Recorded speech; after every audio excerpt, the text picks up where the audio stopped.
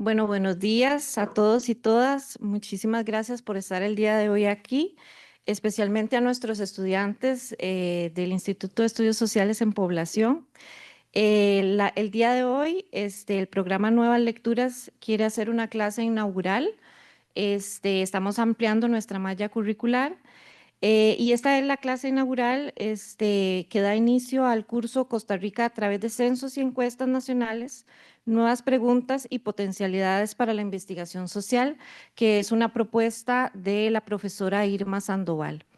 En esta oportunidad tenemos la gran oportunidad, además, de tener un invitado de lujo, un investigador asociado al programa Nuevas Lecturas desde hace ya varios años, el doctor Heriberto Erquicia Cruz, de la Universidad Pedagógica de El Salvador.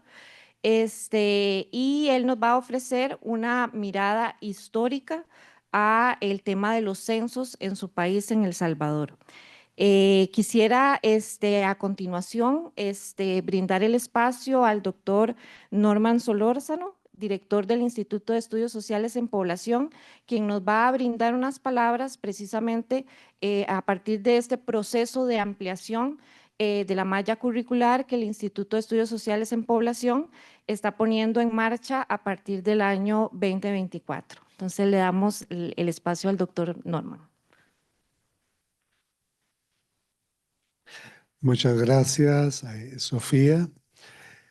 Un saludo muy cordial, solidario a ustedes que están aquí en la sala, estudiantes de este curso de Costa Rica a través de censos y encuestas nacionales, pero también a todas las personas que nos están siguiendo por las redes sociales de la Universidad Nacional y a quienes puedan ver esta presentación de manera diferida. También un saludo muy especial a la máster Irma Sandoval Carvajal, que es responsable de este curso y que ha venido también trabajando de manera pionera en una serie de temas vinculados a los censos nacionales. Y el saludo y la bienvenida al doctor José Heriberto Erquicia Cruz, que es académico e investigador de la Universidad Pedagógica de El Salvador y que también, como ya lo dice la doctora Ana Sofía Solano, es parte del equipo de trabajo del IDESPO mediante su incorporación como académico externo del programa Nuevas Lecturas de Centroamérica desde hace varios años. Este tipo de colaboraciones realmente nos enriquece porque nos amplía tanto las posibilidades de acción, de inserción en distintos campos y también nos aporta una serie de insumos que de otra manera no tendríamos. La actividad académica es una actividad que se realiza y se despliega a través del diálogo académico, que se puede realizar de múltiples formas. Y entonces, en la medida que podamos ir teniendo también más personas ligadas a nuestros programas, definitivamente esos se van a ver enriquecidos. Quiero aprovechar esta ocasión eh, para remarcar este hecho de que el IDESPO en su compromiso también con la excelencia, el compromiso con las comunidades, con la investigación y también con esa consigna que nos marca de la universidad necesaria, empezó un proceso de renovación y ampliación de su oferta curricular. Esto a partir del año pasado que iniciamos una serie de actividades, de talleres con los equipos académicos eh, que plasmaron y coagularon en la formación de nuevos programas de estudio. El IDESPO, como instituto de investigación, en estos momentos no cuenta con una carrera porque nuestra actividad fundamental está precisamente orientada hacia el desarrollo de programas, proyectos y actividades académicas de investigación y de extensión. Pero a través de su historia ya casi cincuentenaria, que el próximo año cumplimos los 50 años, hemos venido desarrollando y ofertando a la comunidad universitaria una serie de cursos que utilizan como cursos optativos, porque estos aparecen siempre dentro de las mallas curriculares de los planes de estudio. Entonces, por el IDESPO y por nuestros cursos pasan estudiantes de toda la universidad. Esos cursos están siempre vinculados a los programas de investigación, a los temas que vamos desarrollando, por eso tienen también una impronta muy particular y definitivamente abundan, dan un gran aporte en la formación interdisciplinaria, que es uno de los principios curriculares que impulsa la Universidad Nacional. Con estas acciones, para este año 2024, hemos renovado, tenemos 7 cursos nuevos, los cuales se pueden ir también ofertando junto con los otros 6 cursos que ya veníamos ofertando y que se pueden ir alternando ciclo a ciclo. Ya en este segundo ciclo 2024 iniciamos con 4 de estos nuevos cursos. Uno de ellos es este Costa Rica a través de censos y encuestas nacionales. Nuevas preguntas y potencialidades para la investigación social. Esto es importante porque es hacer una transferencia, también vía docencia, de todo ese saber, ese bagaje que desde nuestro instituto se ha venido desarrollando con el manejo, la interacción con las encuestas, las estadísticas y en particular con los censos nacionales, que como antes señalaba la compañera Irma Sandoval, eso ha tenido un papel sumamente destacado. Como ustedes también, sobre todo los estudiantes del curso, podrán notar durante la realización de este. Entonces, vean qué importante. Nuestro trabajo de investigación y de extensión en gran medida se hace en conjunto con las comunidades. Muy bien, ahí tenemos ese proceso, ese diálogo. Pero también lo hacemos en las aulas y con el estudiantado que está en su proceso de formación. Entonces, es una suerte de transferencia de múltiples vías y en todo ese proceso hay también un crecimiento, hay un enriquecimiento. En esta ocasión, contar con la participación del doctor José Heriberto Erquicia, que viene también de una universidad pedagógica que, hablando antes de iniciar, eh, puede tener o tenemos como instituciones una historia afín.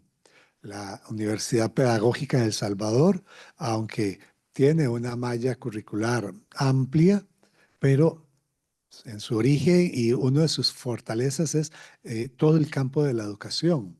La Universidad Nacional, en sus inicios y luego en toda su trayectoria, ha tenido un papel destacado precisamente en el campo de la educación.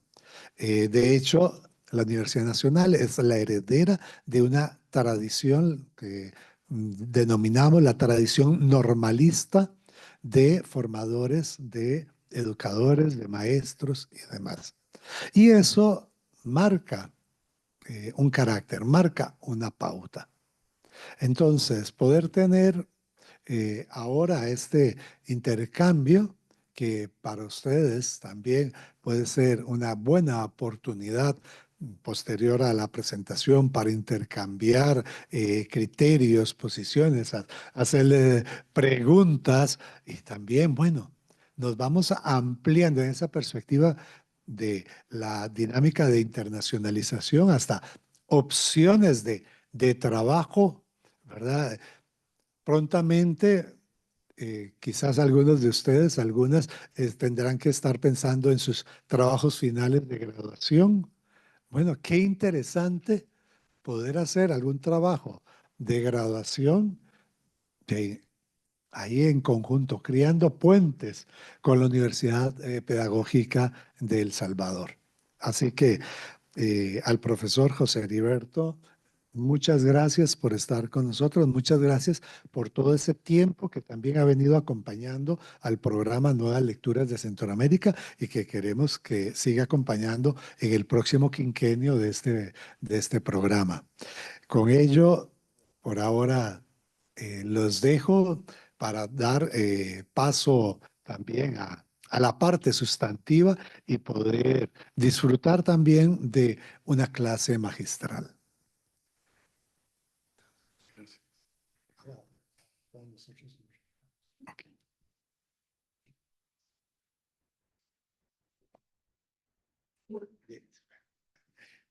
Nosotros no, sobre todo para los que están afuera, nos vamos a retirar para que el profesor Heriberto pueda también tomar posesión de todo el escenario.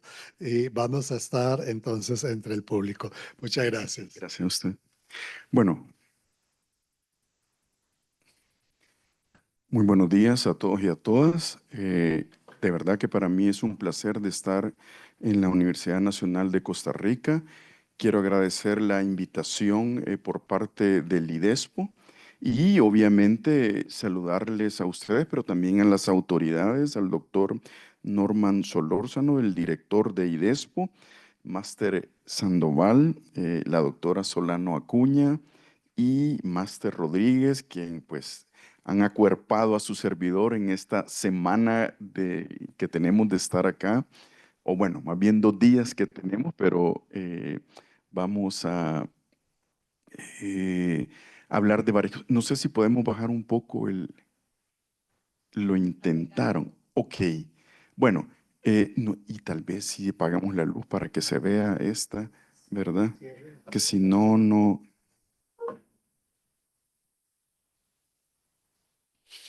Yo sé que son, hablando con la profesora Sandoval, me explicaba que son, bueno, que son alumnos y alumnas de diversas carreras, ¿verdad? Entonces eso me encanta porque también quiere decir que es algo interdisciplinario, ¿verdad? Lo que vamos a hablar. Siempre nos preguntamos, bueno, ¿y cuál es la importancia de los censos, verdad? O sea, ¿para qué me sirve a mí un censo? ¿Para qué me sirve a mí contar? O sea, hay gente, les digo, que dice, "Ah, yo no me censo, ¿verdad? Así como hay gente que dice, yo no voto, no ejerzo mi derecho al voto, ¿verdad? Entonces, los censos obviamente sirven para saber cuántos somos, quiénes somos, para saber cómo vivimos, y eso sirve para hacer políticas de Estado, que son importantes, ¿verdad? Además, para otra cosa. La presentación se llama Relaciones, Tasaciones, Padrones, Estados Generales, Estadísticas y Censos Nacionales a través de la historia del Salvador. ¿Por qué se llama así? Porque lo que quise hacer es un recorrido de una historia común que tenemos, ¿verdad? Como centroamericanos, un recorrido de todos aquellos instrumentos de medición, instrumentos de medición desde la época colonial. No quiere decir que en la época prehispánica no se medía, claro que se medía, pero su servidor quiso iniciar a partir de estos censos, digamos, desde la época colonial. Y en la época colonial se hacían censos desde 2 vías, fíjense, es interesante. Una desde la administración política colonial y otra desde otra institución importante. ¿Alguien sabe qué institución importante es esa en la época colonial que podría hacer censos? Ni idea. La iglesia, exacto, la iglesia, que hacía unos censos mucho mejores que los de la administración política, ¿verdad? Porque ellos estaban en el territorio, estaban en cada una de las localidades. Entonces, vamos a ir viendo la siguiente, por favor. Bueno, el contenido se ve larguísimo, pero voy a ir rápido porque solo sé que tenemos un tiempo. Vamos a ver, obviamente esta era la introducción, vamos a ver las relaciones de población y geografía, la relación marroquín de 1532. Toda esta parte es lo colonial, las tasaciones de Alonso López de Cerrato del 1549, la relación geográfica manual de Galvez Corral de 1740, las visitas pastorales de Pedro Cortés y Larraz, ya esto de 1768, la relación de la población de Luis Ignacio Peñalver y Cárdenas y el Estado General de la provincia de Antonio Guterres y Ulloa. Esto en la época colonial. Probablemente esto a ustedes no les suene porque, bueno, esto digamos, es como muy particular, no del Salvador, sino que de Guatemala. Quizás tuve que iniciar diciendo que el actual El Salvador era el oriente guatemalteco. El Salvador solo nace hasta 1824. Después de la independencia del Reino de Guatemala en 1821, la Intendencia de San Salvador y la Alcaldía Mayor de Sonsonate se unen el 12 de junio de 1824 y deciden formar un estado que se llama el Estado Salvador, así a secas, ¿verdad? Y luego viene la federación y todo lo que ustedes probablemente mucho conocen y han visto. Entonces, la importancia de eso es saber que todas las mediciones coloniales son mediciones del Reino de Guatemala, ¿verdad? Su servidor es arqueólogo e historiador, y cuando uno va a los archivos, yo no voy a buscar el archivo colonial El Salvador, yo me tengo que ir al archivo del Reino de Guatemala, y de ahí me voy a la provincia de San Salvador o de Sonsonate, ¿verdad?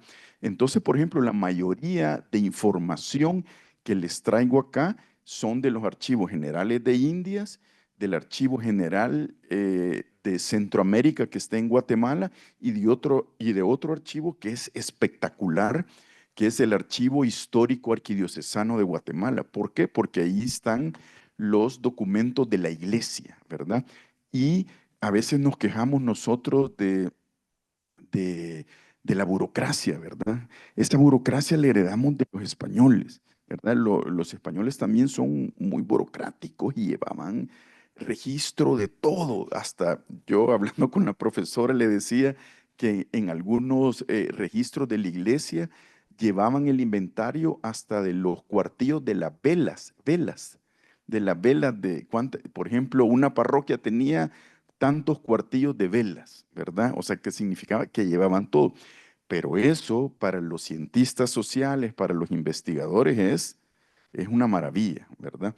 Entonces luego ya vamos a la República, a la Estadística General de la República del Salvador de 1858 al 61, luego nos vamos a los censos nacionales de población del 30 y el 50 y vamos cerrando con el censo de 2007 y el último que no tenemos los datos porque se acaba de hacer en el 24, pero sí tenemos algunas preguntas capciosas de la boleta censal, ¿verdad? Al final, los censos, la boleta censal debe de ser, digamos, un instrumento que se construya interdisciplinariamente, más que todo cuando queremos medir cuántos indígenas hay, cuántos afrodescendientes hay, ¿verdad? Porque no es fácil de llegar en, un, en estados nacionales como los nuestros, donde se ha invisibilizado lo indígena o se ha visto de menos o invisibilizado o negado, como en el caso de El Salvador, la presencia afrodescendiente, no es fácil que alguien te diga, yo soy afrodescendiente o no. Entonces también es parte de las complicaciones de los censos. Y vamos siguiendo porque ahí me dice el tiempo. Bueno, las relaciones de población y geografía de El Salvador, de geografía, la época colonial, la relación marroquín de 1532, esta trata de, no sé si alguna vez lo han escuchado, pero por lo menos me imagino que en la universidad la conocen, la Francisco Marroquín de Guatemala, ¿la han escuchado alguna vez? El obispo, el primer obispo de Guatemala es Francisco Marroquín. Entonces Francisco Marroquín manda a hacer en 1532 una, manda un instrumento para saber cuántos son la población que se tiene en ese pristino, en esa vía de San Salvador, ¿verdad? Manda a saber, por ejemplo, le interesa saber cuánta población vive, cuántas casas hay, qué producen. Entonces, a partir de eso tenemos los censos, no solo, el censo, la gente piensa que solo es para medir cuántos somos. No, es para saber cuántos somos, quiénes somos, dónde estamos, dónde vivimos y bueno, otro montón de preguntas. ¿Qué producimos también, verdad? Entonces, la relación marroquín, que es para nosotros es importantísima porque es como el primer eslabón de esta cadena de censos y sirvió para qué? Obviamente, todos los censos sirven para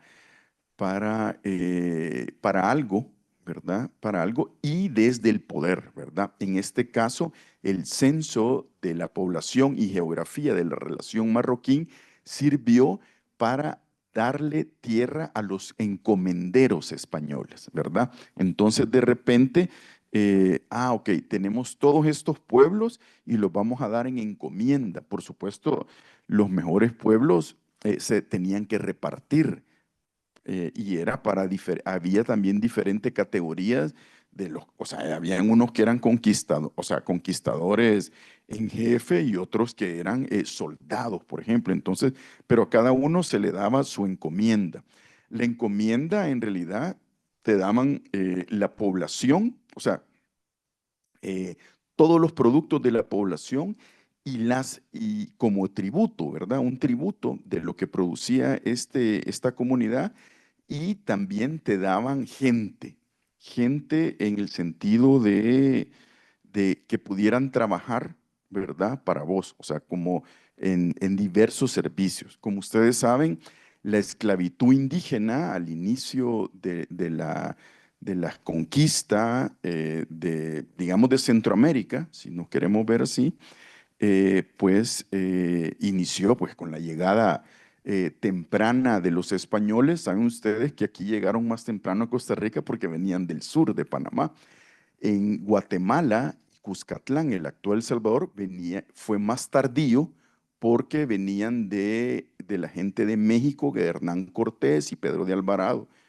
Pero casualmente, no casualmente, eran empresas de conquista. Entonces, estas empresas de conquista, cuando digo empresas de conquista, son conquistadores que tenían la venia del rey, pero eran privados. Entonces, ellos también aportaban, tenían que aportar parte de su conquista, obviamente al rey, y otra parte se quedaban. Entonces, resulta que en el actual El Salvador, ahí cerca de un río famoso, porque es el río más caudaloso que desemboca en el Pacífico centroamericano, que se llama Lempa, ahí confluyó Pedraria Dávila, que sí lo conocen, ¿verdad? Porque es parte de la historia de Costa Rica, Nicaragua y Panamá, y por el otro lado Pedro de Alvarado. Entonces ahí es donde confluyeron esta conquista del norte y del sur, ¿verdad? Entonces, en ese sentido, por ejemplo, la población que se funda ahí se llama San Miguel de la Frontera, ¿verdad? Porque era la frontera de los Alvarado y de Cortés que llegaba hasta ahí. Entonces, esto era para dar en encomienda. ¿Habían españoles encomenderos? Sí. ¿Había indígenas encomenderos? También. Hay que entender que la conquista no la hicieron los 200, 300 españoles, ¿verdad? Sino que la hicieron los indígenas aliados también. Venían por lo menos 5,000 indígenas aliados con los españoles en el caso de la conquista de Guatemala y Cuscatlán. Siguiente, por favor.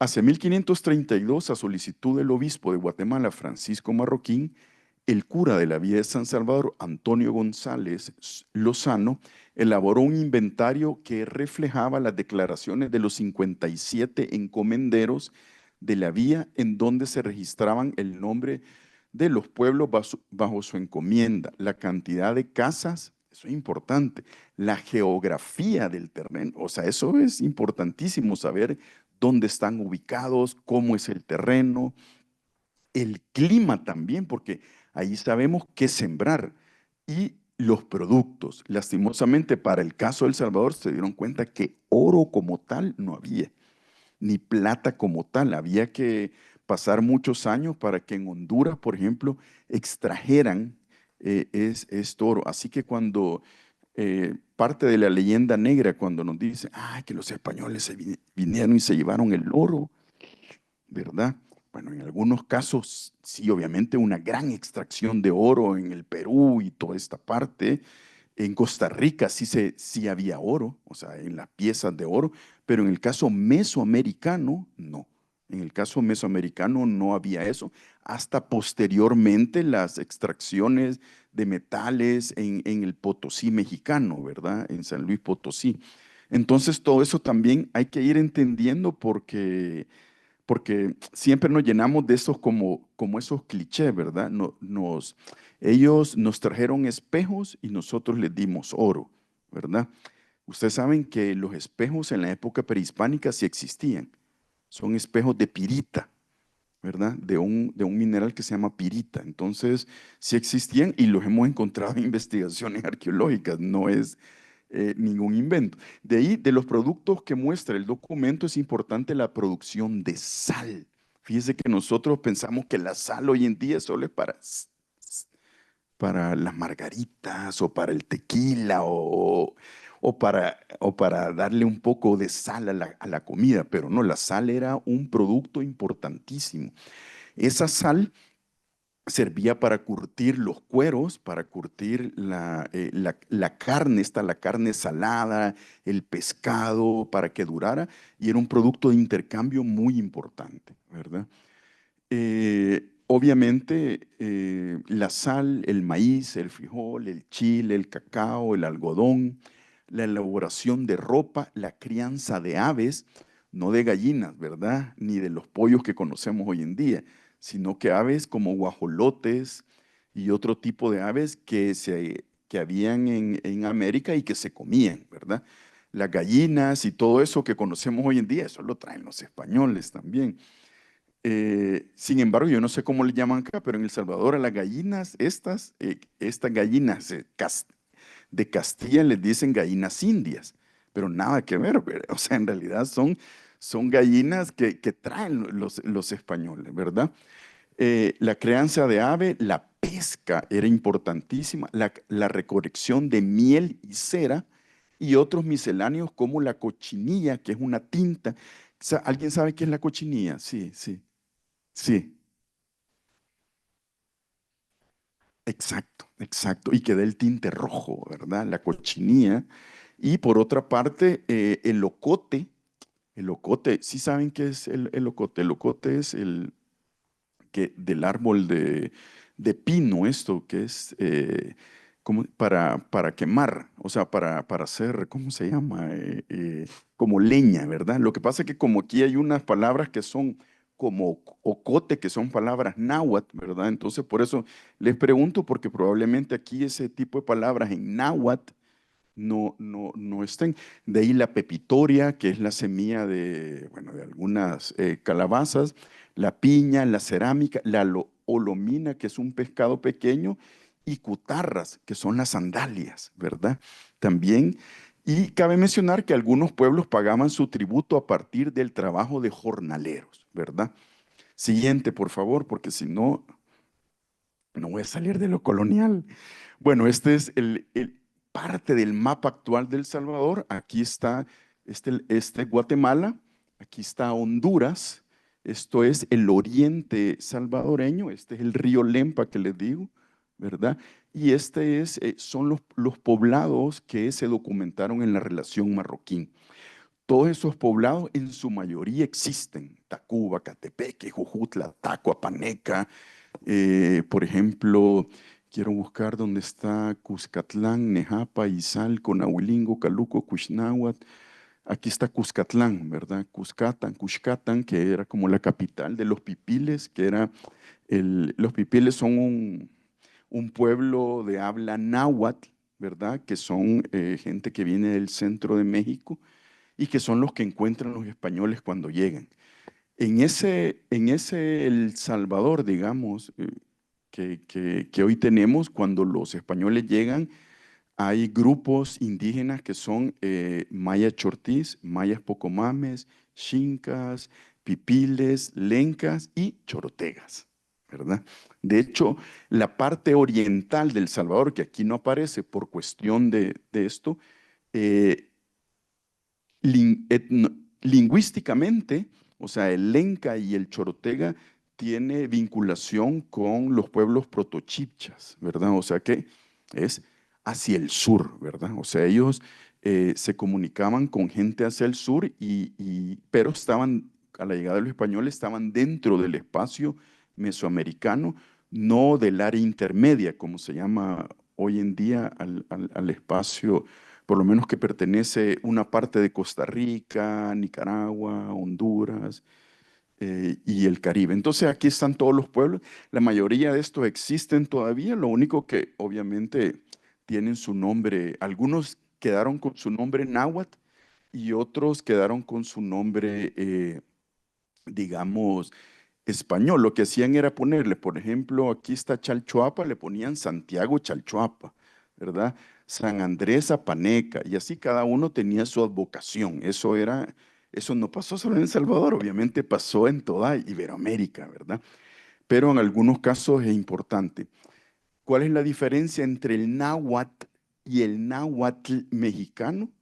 Es que el náhuatl mexicano, o sea, tuvo un desarrollo diferente al náhuatl salvadoreño. ¿Por qué? Porque se desprenden en un espacio en el tiempo y se van desarrollando diferentes. Entonces, cuando llegan los conquistadores españoles con náhuatl hablantes, eh, piensan que hablan como niños porque hablaban un náhuatl diferente, o sea, era como más de niños, como más primario, pero es porque las lenguas, digamos, en algún momento se separan.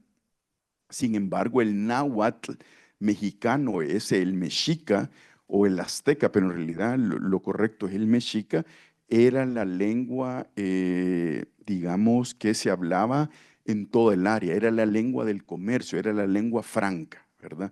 Continuamos.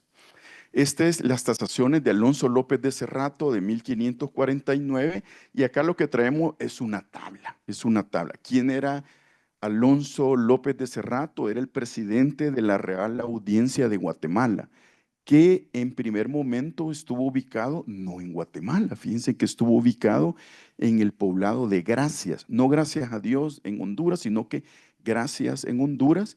Allí estuvo ubicado los primeros años, ¿verdad? La Real Audiencia de Guatemala, y luego sí se pasa a Santiago de Guatemala, que es ahora mismo lo que conocemos como la antigua Guatemala, si ustedes lo han escuchado.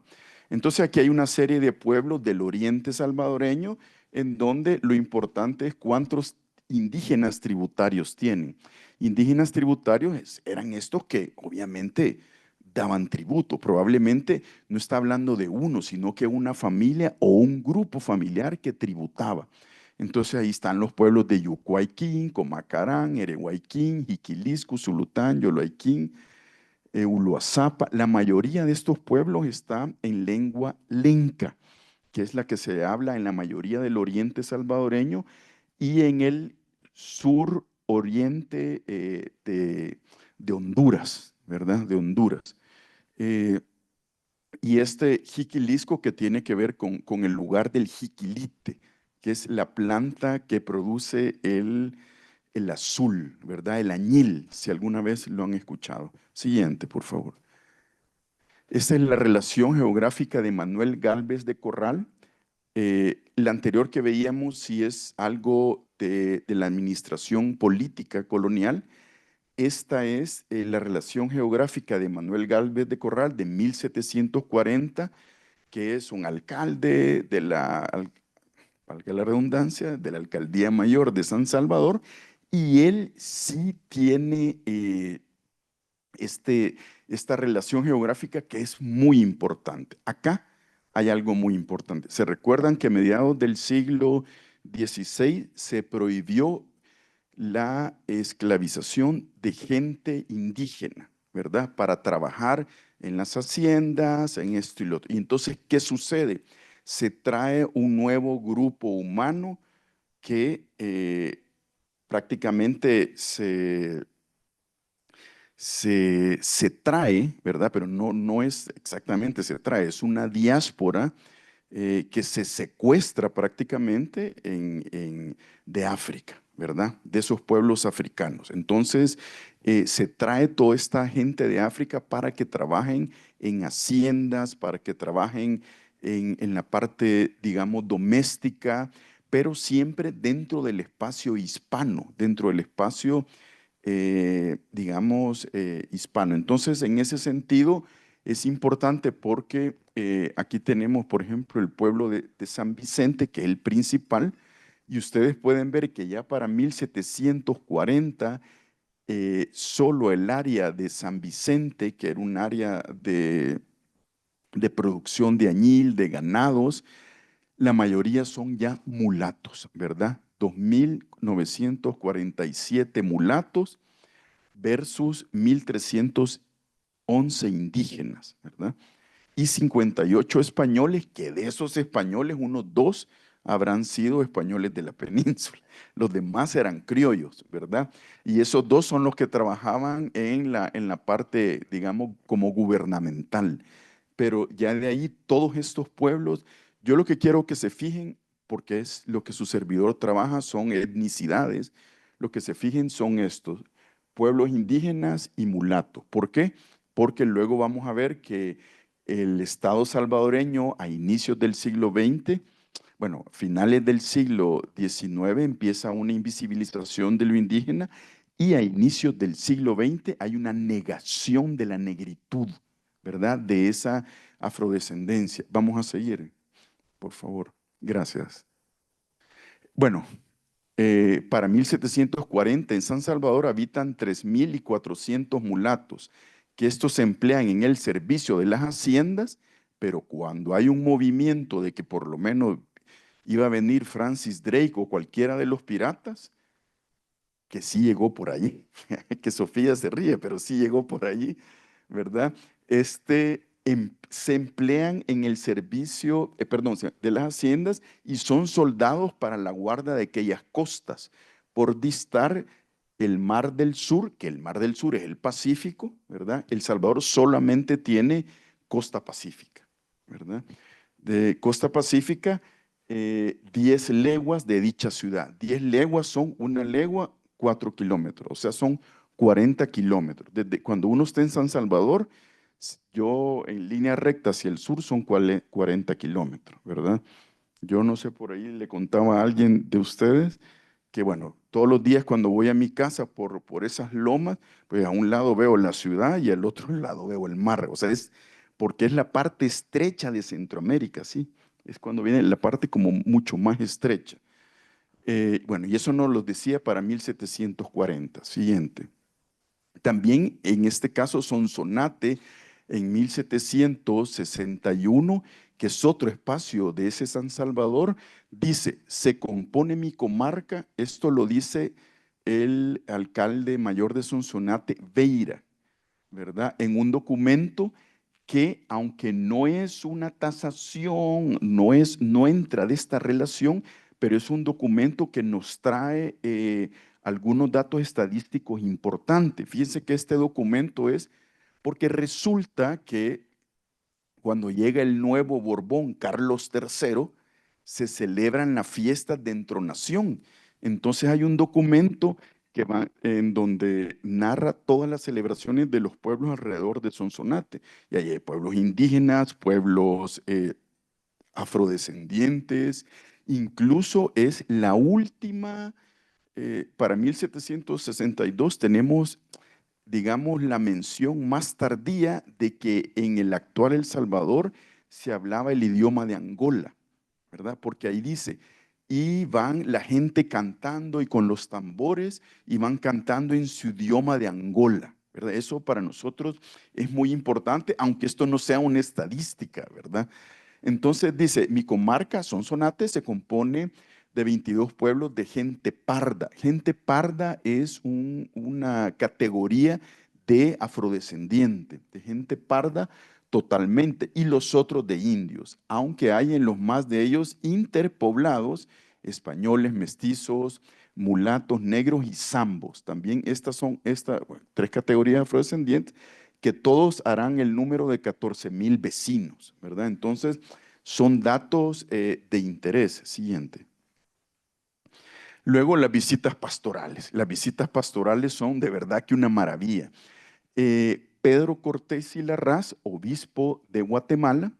Fíjense que El Salvador no tuvo obispado hasta 1842, o sea, bien tardío, ¿verdad? ¿Por qué? Porque tenía ese conflicto con Guatemala que al darle obispado, iba a tener poder, ¿verdad? Entonces, las visitas pastorales de Pedro Cortés y Larraz en 1700, él llega justamente a Guatemala en 1768. Entonces dice, bueno, como normalmente cuando uno llega a una oficina dice, bueno, voy a hacer un recuento de lo que tengo o de los daños, como dice por ahí, ¿verdad? Entonces voy a hacer un recuento. Viene esta persona, Pedro Cortés y Larraz, obispo de Guatemala, y dice, voy a ir a visitar las parroquias del oriente de Guatemala, o sea, del Salvador. ¿Y por qué se va allí? Porque allí es donde estaban las parroquias generaban dinero, que generaban dinero a través de la producción de añil, tanto en las haciendas como en los diezmos. O sea, uno podía dar diezmo en productos de añil, entonces eran como muy ricas. Entonces, obviamente, por eso se va allí, ve a ver cómo estaba la situación. Entonces viene Pedro Cortés y Larraz, él hace una boleta y la envía a todos los curas de las parroquias. Estas parroquias son varias parroquias que están formadas en curatos y esos curatos a su vez son diversos. Entonces manda la boleta censal, digamos, si le podemos llamar así, porque es una cuestión casi geográfica, moral también, como se llama la descripción, y los párrocos vienen y empiezan a decir tanto y tanto, pero no saben que él llega al lugar, a cada una de las parroquias. Entonces, como hablábamos con la maestra, le decía, esta es como la primera gran etnografía, por lo menos que tenemos para Guatemala y El Salvador, porque es un tipazo. Él se recorre todos los pueblos ¿cómo se llama? En burro, caballos, ¿verdad? En burro, va recorriendo y va diciendo, aquí hay esto, aquí hay lo otro. O sea, no solamente describe la parte de la iglesia, sino que describe cuánta población hay, cuántos indígenas, cuántos ladinos, cuántos sin categoría étnico-social, los totales. Esto solo es una parroquia. Solo es la parroquia de San Miguel, del curato de San Miguel, ¿verdad? Que es una parte en El Salvador, porque no íbamos a verlo todo. Las haciendas, los valles, los pajuiles, pajuiles, que son ranchos también, ¿verdad? Que muchas de estas haciendas, valles y pajuiles hoy son municipios, ¿verdad? Entonces, ahí tenemos, lo impresionante es, bueno, lo de las categorías, ¿verdad? Ladino, 4,500. ¿Quiénes están dentro de esa categoría de ladino? Mestizos y mulatos, ¿verdad? Es una cuestión medio compleja porque tiene que ver con las fuentes y con el espacio y con el tiempo a veces.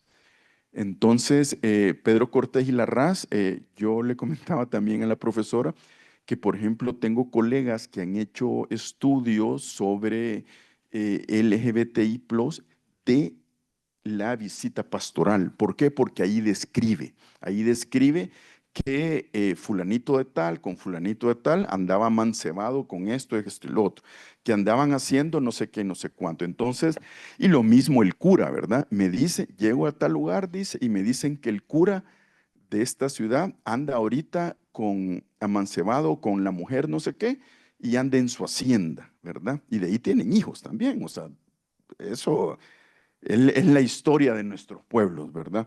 Y obviamente había también un gran mestizaje de esta gente, digamos, no sé si llamarle blanco, pero españoles con afrodescendientes. Había mucho. ¿Por qué? Porque el afrodescendiente, les digo y repito, estaba en el espacio hispano, no estaba en el espacio indígena.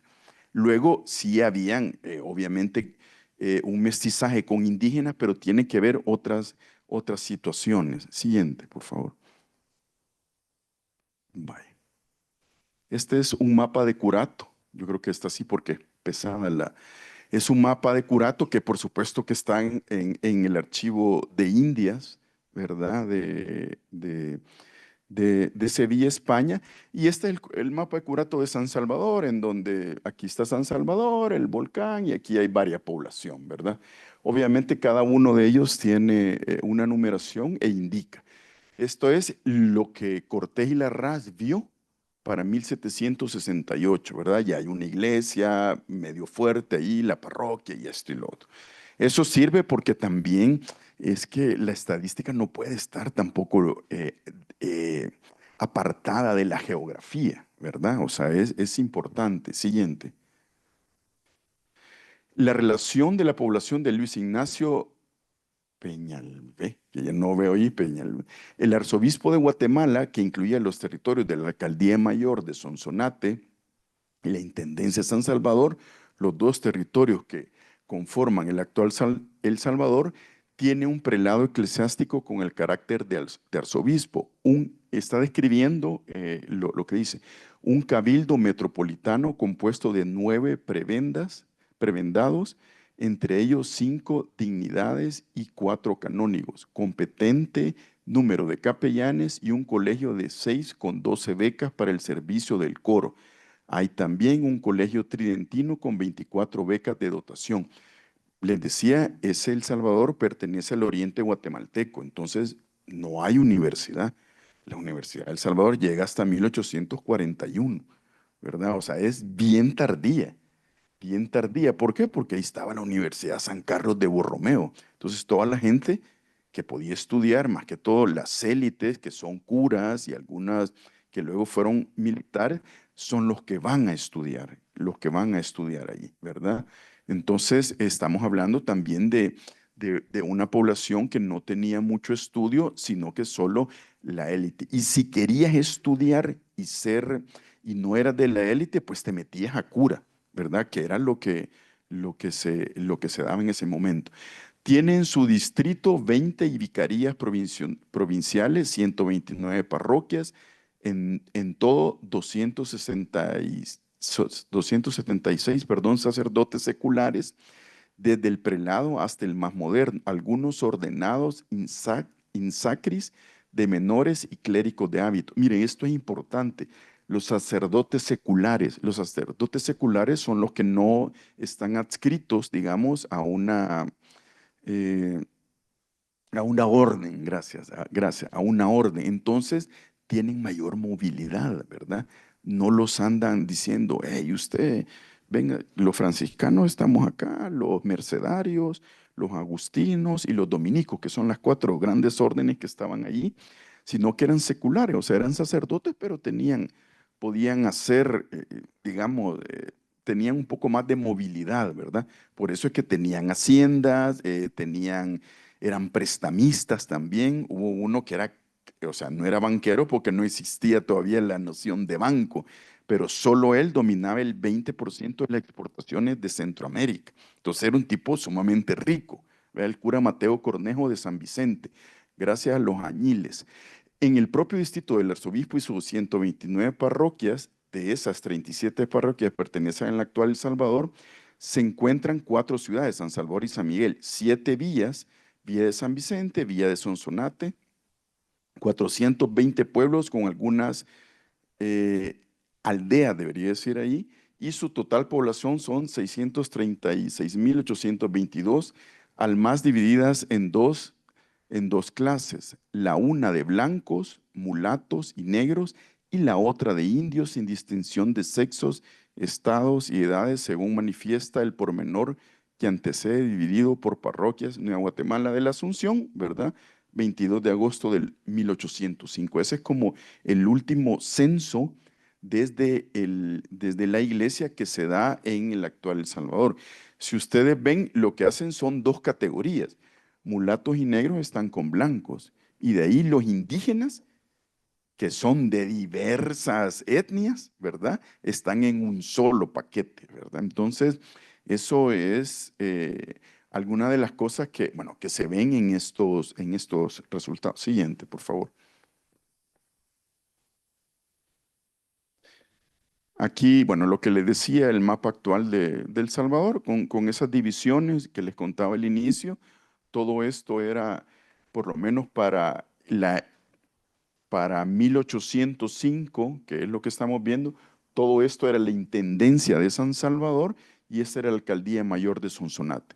Cuando en 1824 se unen estos dos espacios, ¿verdad? Se desligan de Guatemala y le quitan a Guatemala algo importantísimo que está aquí, que es el puerto de Acajutla, que es el puerto más cercano a la ciudad de Guatemala que da al Pacífico. Entonces, hay un conflicto, ¿verdad? Y de ahí otra historia, porque hay una serie de guerras en la época federal y esto y demás. Siguiente.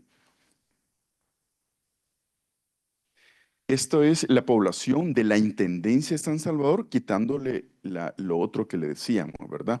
Y aquí quien hace digamos, estoy viendo la hora. De aquí, la persona que hace este documento, que es Antonio Gutiérrez Ulloa, que por cierto, el 5 de noviembre de 1811 le dan una especie hay una insurrección ahí y lo quitan, ¿verdad?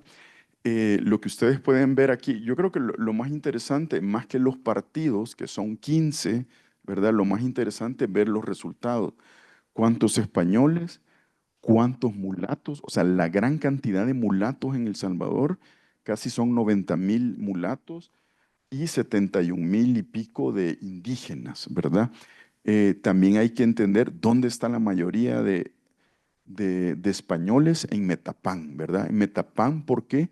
Porque en Metapán es donde se estaba extrayendo el hierro. Ahí están los ingenios de hierro. Por cierto, no sé si ustedes conocen al historiador costarricense José Antonio Fernández. Él ha trabajado la siderurgia del Reino de Guatemala y obviamente por eso es que hay una gran cantidad de españoles acá, mucho más que en San Salvador.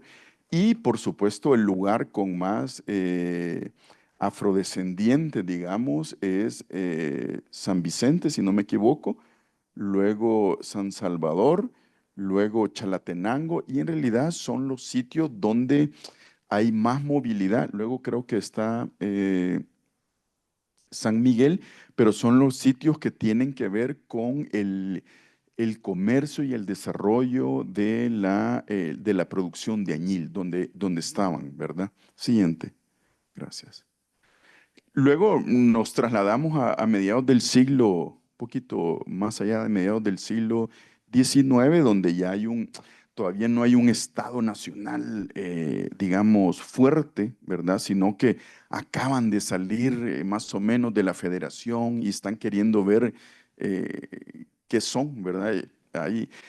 Hay un colega historiador que dice muy acertadamente que en el siglo XIX el salvadoreño se dio cuenta que era salvadoreño cuando dejó de ser guatemalteco, ¿verdad? O sea, es una cuestión que no es de un día para otro, sino que es una transición, ¿verdad? Es que desde San Salvador con la frontera con Guatemala estamos a 100 kilómetros, ¿verdad? Usted está en San Salvador y le dice allí a Guatemala, hacia Guatemala, puede estar en unos kilómetros de San Salvador, unos 10 kilómetros, y dice hacia Guatemala, ¿verdad? Yo no sé si con ustedes bueno, no sé si los contaba, pero El Salvador es tan pequeño que hacia el norte, bueno, desde San Salvador, 40 kilómetros al mar. Luego unos 70 frontera con Honduras hacia el norte, 100 ¿cómo se llama? Hacia Guatemala y un poquito más hacia el Golfo de Fonseca, ¿verdad? Unos 150 kilómetros. Entonces, después de eso, uno ya se sale del país, ¿verdad? Entonces, Ignacio Gómez Menéndez, que él era el ministro del Interior y Relaciones Exteriores de El Salvador, entre el 53 y 54 promulgó la recolección de datos por medio de informes municipales departamentales, con los cuales se elaborarían posteriormente la Estadística General de la República del Salvador. Fíjense que se llamó República del Salvador hasta 1915 por un decreto que le puso República de El Salvador, ¿verdad? Hasta 1915, eso es relativamente cercano. Según la nota de la Gaceta, el verdadero objetivo del Estado salvadoreño en formular la estadística era de poder obtener los datos exactos y completos de la situación topográfica, política, moral, mercantil del país. Esta estadística, su servidor lo ha utilizado mucho, no solo por los datos de población, sino que más bien porque en la boleta censal al final dice eh, que había que poner antigüedades. Entonces, con antigüedades, algunos gobernadores departamentales lo que ponen son sitios arqueológicos, tanto prehispánicos como históricos. Entonces, el primer registro de sitios arqueológicos del Salvador a partir de una estadística, porque ahí la gente viene y dice, y empieza a describir, aquí hay una pirámide, no sé qué, de no sé cuánto. O sea, no sé qué, sin quererlo o qué. Y también cuando habla antigüedades, dice, no hay antigüedades, pero todavía hay población antigua o población de eso. Entonces también es una parte etnográfica importante. Siguiente, Sharon, gracias. Por ejemplo, aquí dice de Santiago Nonualco, en esa misma, ¿cómo se llama? Estadística, dice, mulatos bastante regularizados ya prestan obediencia a la ley y sumisión al encargado de ejecutarla. Son laboriosos, enemigos de todo desorden, amantes de la tranquilidad y muy dispuestos a ejercitar aquellos placeres honestos y bien recibidos en la buena sociedad. O sea, es súper conservador, ¿eh? Dice, las mujeres son complacientes y afectuosas sin traspasar los límites de la honestidad y el pundonor. Son inclinadas al baile y al bordado y a las letras. O sea, está hablando de las mulatas de Santiago Nonualco. Pero ahí lo importante de esto es que se está reconociendo digamos, se está reconociendo a estos afrodescendientes que en el siglo XX se niegan, ¿verdad? Siguiente, por favor. Por supuesto, ya un poco de teoría, ¿verdad? Cuando los estados nacionales, yo no sé, bueno, cuando llegan los liberales de la segunda época a El Salvador, igual que en Guatemala en 1871, yo creo que por ahí anda también Costa Rica en la década de los 70, 1870 más o menos, ¿verdad? ¿Perdón? 64. Bueno, ya iban adelante en eso, ¿verdad? Entonces, más o menos esa época son las que van llegando los liberales. Entonces, bueno, como nos dice Benedict Anderson, ¿verdad? Que me imagino que lo utilizan a veces en estadística. ¿Por qué? Porque dice que las naciones modernas se conciben y se imaginan como comunidades en donde prima un sentido de fraternidad y lealtad profundo entre sus miembros, aunque en su interior puedan existir desigualdades y exclusiones. Entre, entre sus conciudadanos está la comunidad imaginada. Esta se construye y edifica desde las raíces culturales, ¿verdad? La historia común, el periódico. Díganme ustedes si uno no, cuando ustedes están fuera de Costa Rica, no pasan revisando, ya no revisamos periódicos, pero revisamos Twitter para ver qué está pasando en nuestra, o Instagram, ¿verdad? No, eso es como muy, pero revisamos Twitter o los periódicos, ¿verdad? Por lo menos los de nuestra generación, revisamos los periódicos, qué es lo que está pasando, o las noticias, por lo menos para darse cuenta, ¿verdad? Entonces, pero eso hace una comunidad imaginada, o la comunidad imaginada, obvio, es mucho más global. pero para el siglo XIX, con la construcción de los estados nacionales, sí esto pues casaba como anillo al dedo. Y el otro, el censo, ¿verdad? Aquí el censo es importante. Entonces, en esta época de la llegada de los liberales, o previo es cuando empiezan a hacerse censos, las oficinas de estadísticas y censos ocurren en esos periodos, ¿verdad? Porque se ve la importancia. La otra cosa es el mapa. Yo les aseguro que ustedes cierran los ojos y les digo, piensen en el mapa de Costa Rica y lo tienen delimitado, ¿verdad? Está con el río San Juan, aquí la frontera con este y lo otro, ¿vea? Hasta yo me lo imaginé ahorita, el de Costa Rica, ¿verdad? Entonces, eso es así, el mapa, el museo, porque es cuando nacen nuestros museos también, unos más tardíos que otros, el del Salvador, por ejemplo, es de 1883. No sé cuándo es el museo de acá, pero resulta que el Museo de El Salvador de 1883 lo funda David Joaquín Guzmán Martorell, que es hijo de un presidente casado con una persona costarricense, ¿verdad? De hecho, cuando a David J. Guzmán en estos momentos políticos lo sacan del Salvador, se viene a Costa Rica. Se viene a Costa Rica y hace investigaciones desde el Museo de Costa Rica para todas estas ferias mundiales que habían en el siglo XIX, ¿verdad? Y luego se regresa para El Salvador, pero en su paso por Nicaragua funda el Museo de Nicaragua. O sea, un tipo que eh, andaba en todo, digamos, ¿verdad?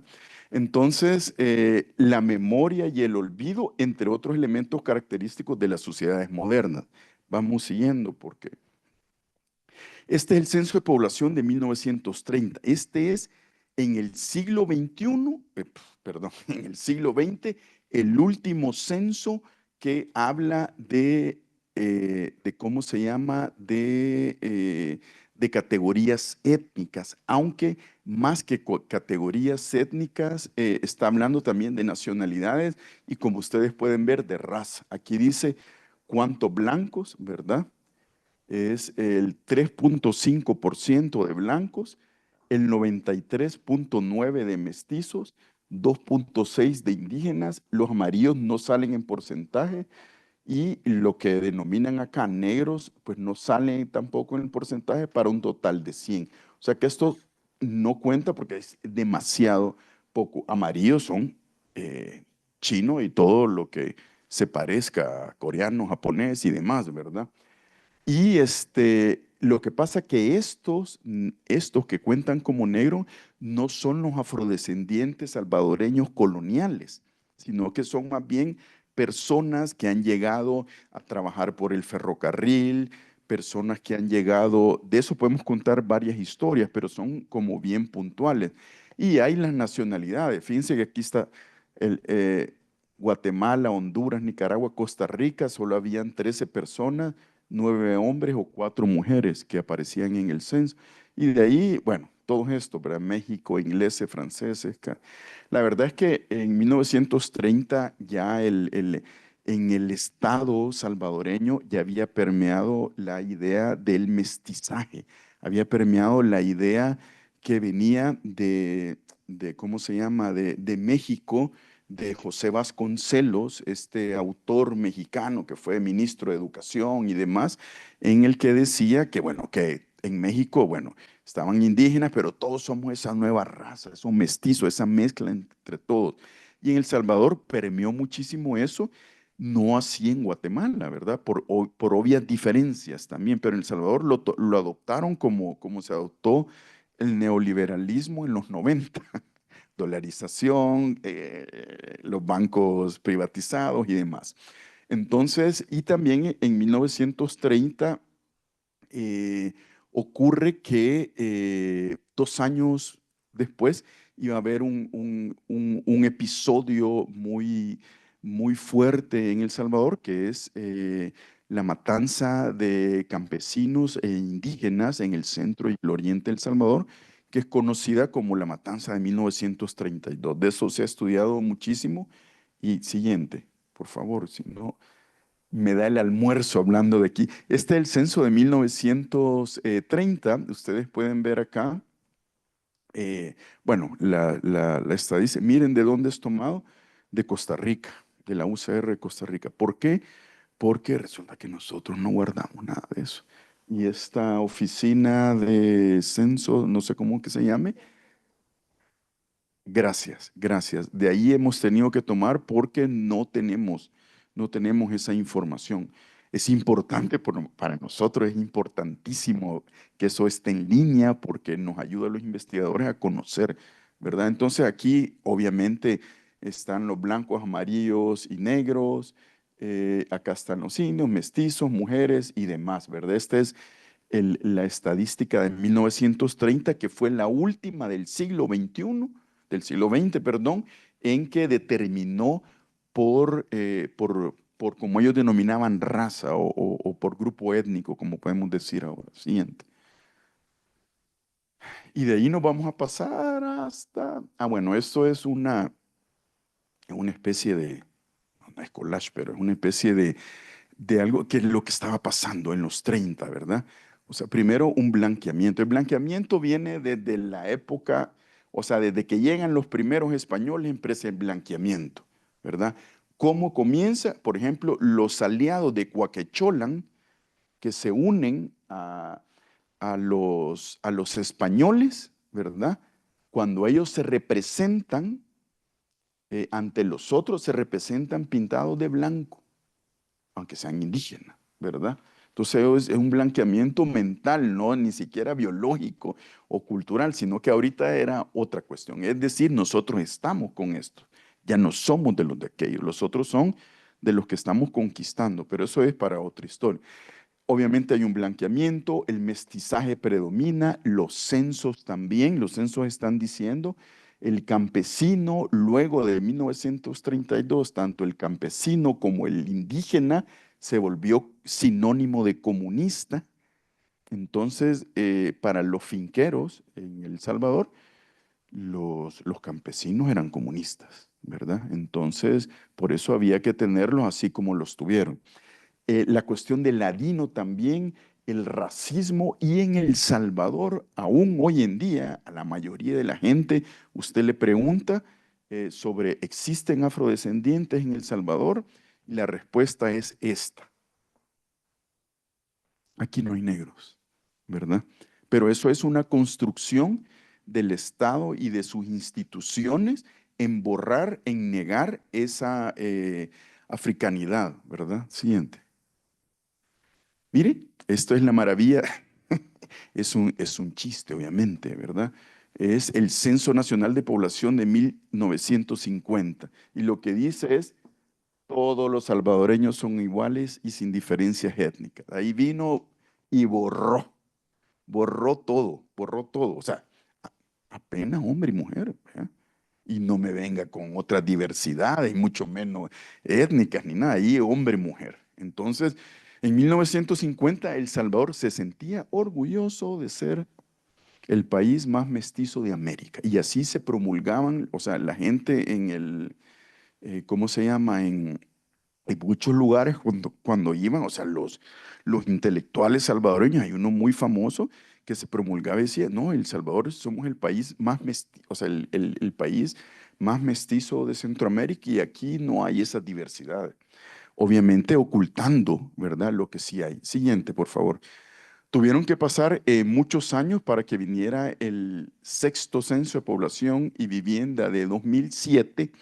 Este trae, obviamente está entre hombres y mujeres, pero resulta que antes de 2007, en 2005, El Salvador, ante la CER, que es la Comisión de Erradicación de la Discriminación, de Racismo y de la Discriminación, había dicho, y el Estado salvadoreño decía, El Salvador no tiene población, y así, no tiene población negra porque no tiene costa atlántica.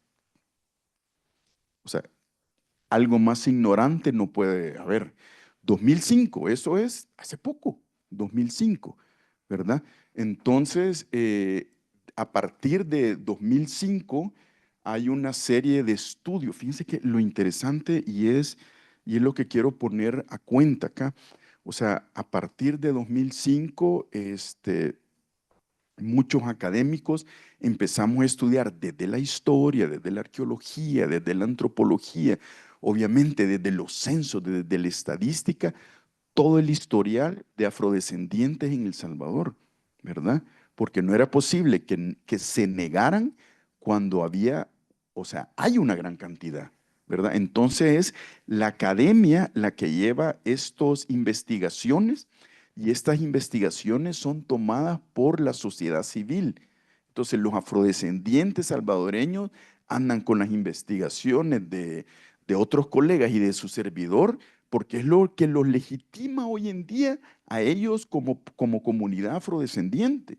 O sea, es una cosa, probablemente en otros lugares haya pasado similar con otras etnias, pero en El Salvador, como se negaron, ¿verdad? Entonces en 2007 ya aparecen en la boleta censal. Lo único que aparecen, pero lo hizo un funcionario del Centro Nacional de Registro que probablemente no sabía nada del tema. Entonces pone la boleta censal, decía, ¿es usted indígena? Entonces ponían las tres, digamos, comunidades indígenas de hoy en día. ¿Es usted pipil, cacahuira o lenca, ¿verdad? Pero en la cuestión de los afrodescendientes ponían, ¿es usted negro de raza? Y aún así, 7.441 personas se autodefinieron como negros de raza, ¿verdad? O sea, incluso más que los indígenas. Y es a partir de una conciencia retomada y de decirse, sí, sí, nosotros, sí, vea, pero lo que pasa es que nadie nos anda preguntando si somos, nosotros sabemos que somos, pero nadie nos anda preguntando, ¿verdad? Entonces, obviamente ese censo de 2007 es triste por cómo se pregunta, pero también es triste porque el Estado todavía sigue negando en el sentido que solo el artículo 63 de la Constitución Política de El Salvador, ¿cómo se llama? Expresa que sí existen pueblos originarios, pero no hay algún artículo que diga que existen pueblos afrodescendientes. Entonces, esto es parte de las luchas que se está haciendo ahora mismo. Siguiente. Y bueno, en 2024, el 1 de mayo, se inició el nuevo censo, 17 años después del otro, ¿verdad? Y las preguntas fueron, según sus tradiciones y costumbres, ¿usted se identifica como una persona indígena? Y para lo afrodescendiente decía, ¿se identifica usted como una persona afrodescendiente o con antepasados africanos? Y muchas de estas personas no entienden las categorías de afrodescendiente o antepasado africano, lo indígena sí. Entonces, lo que estamos esperando es ese conteo. Nosotros, dentro de la academia que estudia esto, dentro con las asociaciones perdón, de afrodescendientes e indígenas, pensamos que el número no va a salir muy bien. Y es una de las cosas, bueno, que siempre lo hablo con Sofía. Yo quiero saber, o sea, cómo hacen ustedes para los censos, si está muy, cómo debería de ser la pregunta. Pero es que al final los gobiernos, las administraciones políticas lo que hacen es poner a cualquier persona a detallar. O sea, de hecho hoy el, c- des- esta, digamos, desapareció la Dirección General de Estadísticas y Censos, luego se lo pasaron al Centro Nacional de Registro y hoy está en el Banco Central de Reserva, o sea, el censo como economía, ¿verdad? Entonces, desde ahí se perdió mucho de la esencia, ¿verdad? Que se tenía. Entonces, como les quiero decir, estamos esperando los resultados de este censo, a ver qué pasa, pero obviamente las comunidades se sintieron afectadas, la sociedad civil que pertenece a estos grupos étnicos se sintió de alguna manera mal porque no fueron llamados, o si fueron llamados al final no les hacen caso. Al final ponen lo que ellos quieren. Entonces seguimos de alguna manera invisibilizando, ¿verdad?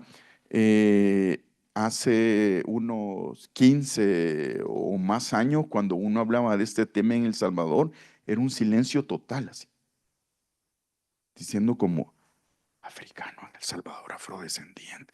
Y la gente se empezaba a mirar, ¿verdad? Y decía, ¿y de dónde, verdad?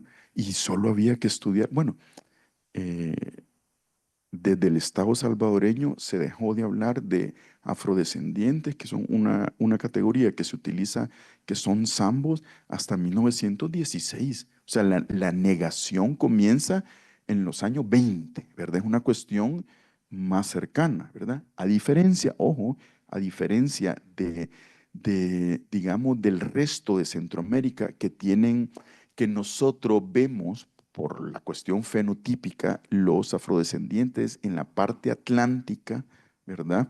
Por ejemplo, Guatemala dice, no, mis afrodescendientes están allá en los, ¿cómo se llama? En Livingston, en los, ¿verdad? En esto, ¿verdad? Los hondureños también, los nicaragüenses también, ustedes en Limón, bueno, y los afrodescendientes del Pacífico, que son los primeros que vinieron, pues sí, son los coloniales.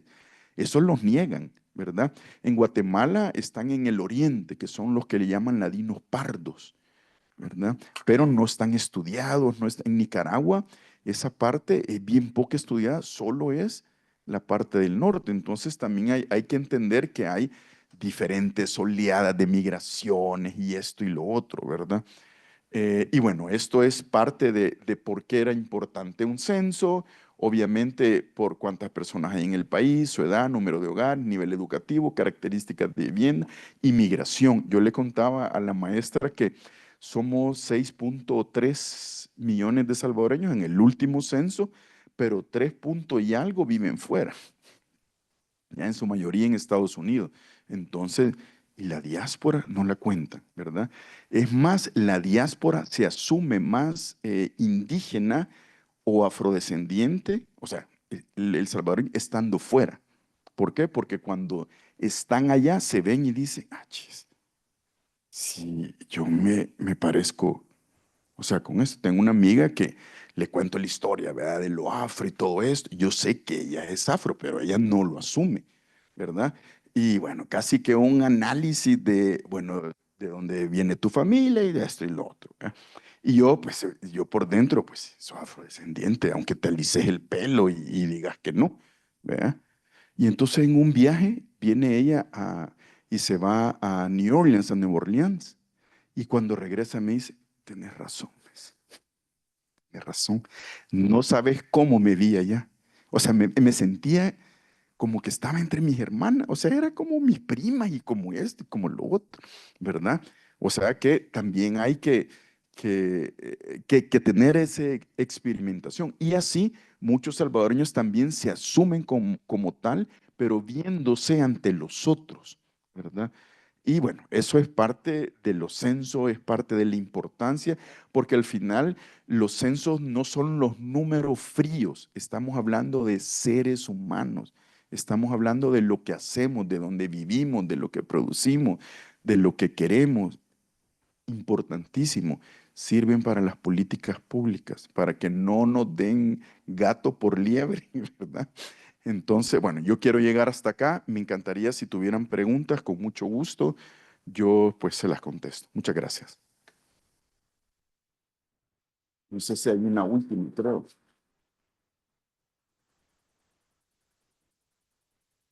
Bueno, a continuación, por un tema de hora también, vamos a darle un espacio a la Máster Irvan Sandoval, responsable de esta propuesta curricular nueva del IDESPO y actual profesora del primer grupo de la primera promoción que está cursando este nuevo curso optativo. Entonces, los dejamos con la maestra. Bueno, tal vez rápidamente podemos luego comentar en el curso, ¿verdad? ¿verdad? Algunos puntos importantes. Por ejemplo, vean cómo la historia, ¿verdad? Nos dice que el contar, ¿verdad? A las personas, ¿verdad? Y las circunstancias en las que viven han sido importantes a lo largo de la historia, ¿verdad? Costa Rica tampoco está ajena, ¿verdad? A muchos de lo que el doctor nos ha comentado. Vean que los censos hablemos que en la época colonial estamos hablando de registros, ¿verdad? Registros que tal vez tenían otro objetivo, pero venían de registros, ¿verdad? Y nosotros en el curso hemos hablado de la importancia de los registros administrativos. Bueno, en las épocas coloniales eran registros que venían de la iglesia pero eran registros. Los censos más modernos, ¿verdad? Están ahora por boletas censales y entrevistas y ir a las comunidades, a las viviendas, a las casas, ¿verdad? Entonces es importante, ¿verdad? Conocer cómo fue el origen de los censos, ¿verdad? Y, ¿por qué no? Los censos también van evolucionando, ¿verdad? También lo comentamos en el curso, hacia también registros administrativos. Tienen la base, ahora en muchos países más desarrollados, ya los censos se realizan a través o se complementan a través de registros administrativos. Y vean que detrás cuando escuchaba al doctor, pensaba, bueno, ¿y quién definía quién era indígena y quién era ladino y quién era mulato, verdad? Entonces eso me lleva a mí a pensar que quién define qué, ¿verdad? ¿Quién define qué era? ¿Cómo las clasificaciones o las categorías las define un tercero? Que en el caso de Costa Rica, para los censos hay talleres con personas afrodescendientes, hay personas, ¿verdad? Con personas indígenas, como para ver por dónde podría uno pensar en la categoría étnica, ¿verdad? Y hay todo una discusión, no solamente a nivel de América Latina, si lo que se preguntaba o lo que se pregunta es raza, que tiene que ver con color de piel, o se tiene que ver con etnia, cómo me siento, ¿verdad? Cómo me siento y pertenece. Entonces también esos datos que nos dicen cuántos ladinos, cuántos españoles, cuántos indígenas, ¿quién definió? ¿Quién definió quién era y en qué categoría? Bueno, entonces, incluso, ¿qué pregunto? ¿Cómo lo recolecto y cómo lo presento? Está matizado, ¿verdad? Por la concepción que se tiene en un momento determinado. Con lo cual diríamos que las estadísticas no son neutras, que los números que tenemos, que las encuestas y los censos, los números no son neutros. O sea, están respondiendo a una visión, a un concepto, a una visión en el cual se introduce, ¿verdad? O se recolectan los datos. También, digamos, una ventaja, ¿verdad? En el caso de El Salvador, ¿verdad? Que hay mucho camino recorrido a nivel internacional, ¿verdad? En cuanto a cómo preguntar y todo, que muchas veces, como las oficinas de estadística, están muchas veces en manos, los directores de las oficinas de estadística están desde el punto de vista más político, ¿verdad? En el caso costarricense está separado, digamos, en algunos países centroamericanos, el director de la oficina de estadística es nombrado por el gobierno de turno. Por ejemplo, en el caso de Costa Rica no, ¿verdad? Son como para darle cierta independencia política, ¿verdad? Entonces eso es importante también el tema de cómo recolecto y la independencia de la recolección de la parte, digamos, más político. Y entonces, ¿verdad? El tema de saber cuántos somos, ¿verdad? Dónde vivimos y para la política pública, que bien lo indicó el doctor, es muy importante, ¿verdad? Los censos porque van a todas, a todo un país, y podemos llegar a niveles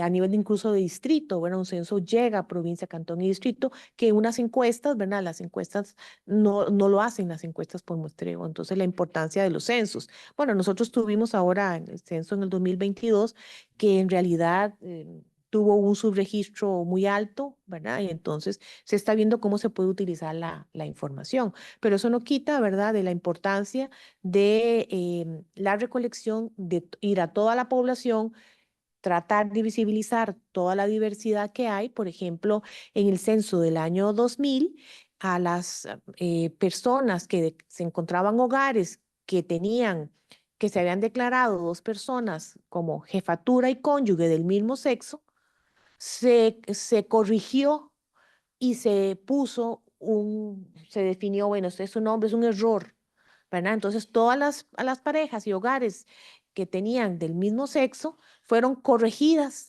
¿verdad? Cosa que se modificó ya en los últimos censos. Ya podemos hablar de la diversidad en hogares con los últimos censos, pero definitivamente es una postura conceptual, postura teórica, ¿verdad? Y cómo yo estoy mirando a la población. Entonces, es muy importante la participación de diversos sectores en la formulación y la definición de la boleta censal. Pero bueno, yo lo voy a dejar aquí porque ya dije 5 minutos y yo ya estoy conversando más. Podemos conversarlo más en el curso, ¿verdad? Que es la importancia de los censos nacionales.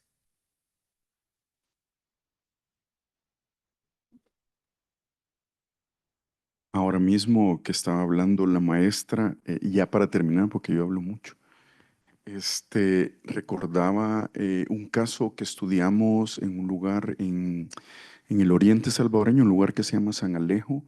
Allí no solo nos metimos a las visitas pastorales de la iglesia, sino que estudiamos las actas y la fe de bautismos, que esos son importantes también de la población. Entonces, en 1815, el cura párroco de la iglesia de San Alejo estaba casi en un 90% de los niños y niñas bautizados eran hijos de mulatos libres, o sea, estamos hablando de gente afrodescendiente, pero luego hay cambio de párroco y el cambio de párroco hizo que 2 años después, cuando revisamos las actas bautismales, ya ese 90% había desaparecido y todos los niños y las niñas y las personas que salían, probablemente las mismas personas que salían como mulatos libres, ya eran ladinos. Entonces estamos hablando de la fragilidad de la etnicidad, ¿verdad? O sea, cómo una persona te puede cambiar, o sea, el que está censando, cómo te puede cambiar y te puede decir. Entonces, eso yo siempre lo traigo a cuenta porque esas son, digamos, la dinámica de la historia, lo que uno también tiene que tener en cuenta, pues, cuando estudia eso. Solamente eso les quería decir porque recordó ahorita lo de que no puede ser que dos papás o dos, ¿verdad? Algo así, ¿verdad? Me recordó eso. Gracias solamente ya. Bueno, y con esto damos por cerrada la actividad del día de hoy. Nuevamente reiterar el agradecimiento al doctor Eriquicia por la visita de toda esta semana. Están cordialmente invitados a la agenda que tenemos durante todos estos días en diversos temas, ¿verdad?